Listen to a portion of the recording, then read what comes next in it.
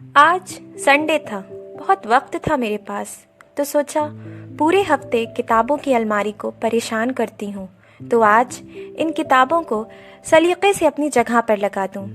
मैं किताबें जब करीने से लगा रही थी तो ये किताबें आपस में मेरी बातें कर रही थीं। अब आप कहेंगे किताबें भी बातें करती हैं और वो भी बेहद सलीके से, क्योंकि किताबें ही हमें इल्म और सलीका सिखाती हैं। मेरी एटलस की किताब मेरी हिस्ट्री और ज्योग्राफी की किताबों से कह रही थी, इस दुनिया का नक्शा संभालते संभालते थक चुकी हूँ और ये अबीहा मुझे सुकून से एक दिन भी रहने नहीं देती। कभी यूरोप के नक्शे देखती है तो कभी ऑस्ट्रेलिया के। रोज मुझ पर कुछ निशान लगाती है, पर मैं खुश हूँ कि वो मेरे करीब है।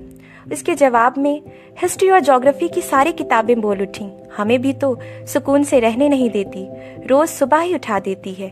इनकी बातें काटते हुए करंट अफेयर्स की किताब बोली, तुम लोगों को मेरी शदीद तकलीफ का अंदाजा भी नहीं, इसके जुल्मों की तो इंतहा है। सबसे पहले सुबह ये मुझे मेरे ख्वाबों से जगा देती है, तभी पीछे से रीजनिंग और मैथ की सारी किताबें एक साथ बोली, मुझसे बेहिसाब दिन भर काम करवाती है। इनकी ये बातें सुनकर इकोनॉमिक्स की सारी किताबें बड़ी खुशी से बोलीं, शुक्र है आजकल अबीहा हमारी तरफ ज्यादा गौर नहीं कर रही।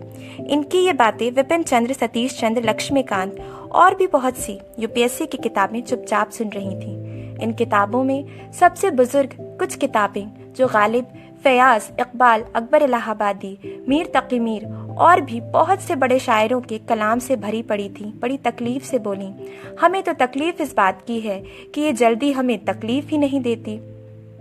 आजकल इसकी खुद की कलम रुकी हुई है।